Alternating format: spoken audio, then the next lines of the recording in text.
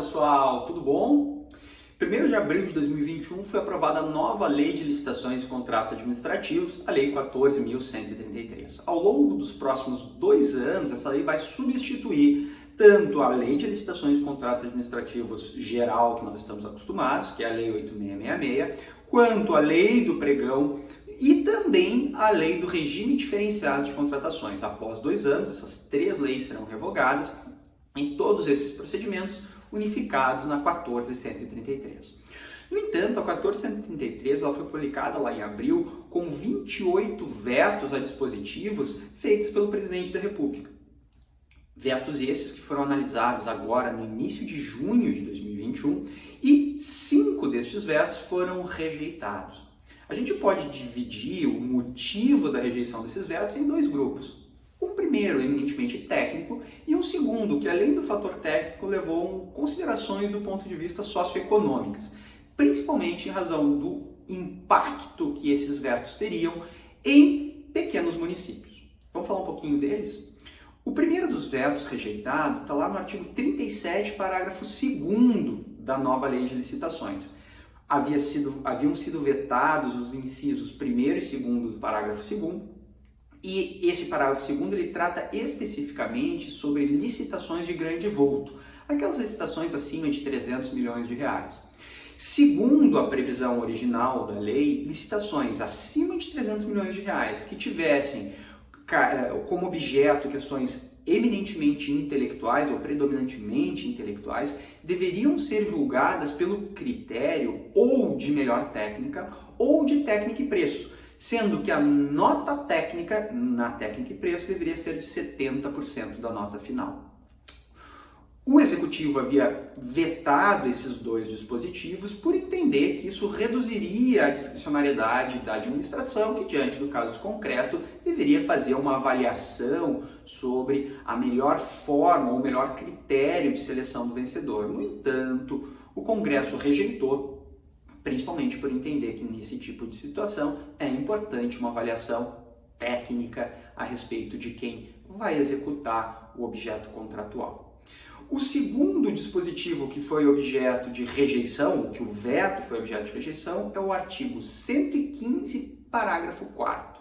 O artigo 115, parágrafo 4º, prevê que nas licitações em que o licenciamento ambiental for de obrigatoriedade, ou melhor dizendo, for de responsabilidade da administração pública, somente pode ser publicado o edital depois de ter sido obtidas as licenças.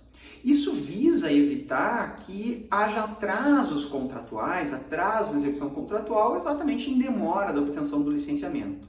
O motivo do veto apresentado pela Presidência da República era de que, fazendo dessa maneira, licitações, contratações integradas, em que tudo é transferido, ou uma maior parte das responsabilidades são transferidas para o contratado privado, seriam de difícil utilização. No entanto, a verdade é que nesses casos específicos não é de responsabilidade do contratado, ou melhor, nesses casos específicos é de responsabilidade do contratado a obtenção da licença, então não se enquadraria aqui no dispositivo. Essa é a justificativa para haver a rejeição ao veto. Esses 3 vetos, ou essas rejeições, eminentemente técnicas. No entanto, existem 2 vetos que foram rejeitados, que em que pese tem uma referência técnica, o principal motivo nos parece ser socioeconômico. Eles estão previstos no artigo 54, parágrafo 1º e 175, parágrafo 2º da lei. E ambos tratam sobre a necessidade de publicação em jornais dos editais e dos contratos. Claro que a justificativa técnica por trás disso seria ampliar a publicidade, o que, segundo o veto da Presidência da República, não haveria problema, tendo em vista a obrigatoriedade de publicação desses instrumentos nos sítios eletrônicos, nos sites, na internet, onde todos teriam acesso. No entanto, o principal motivo para a derrubada do veto, e isso se apresentou no Congresso, inclusive na fala dos congressistas, é que ao evitar-se ou ao proibir-se, ou não sendo necessário esse tipo de publicação, diversos e a maioria dos jornais do interior fechariam, pois a principal fonte de receita deles é exatamente a publicação, a publicidade legal. Então, em razão disso, essa questão de fechamento de jornais e, consequentemente, tudo em relação a isso, né, agências que lidam com isso, foi rejeitado o veto. Então, esses são os 5 vetos rejeitados pelo Congresso Nacional e que passam a viger junto com a Lei 14.133.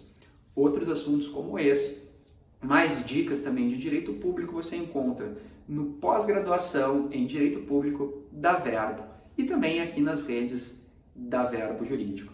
Sigam e nos acompanhem. Até mais!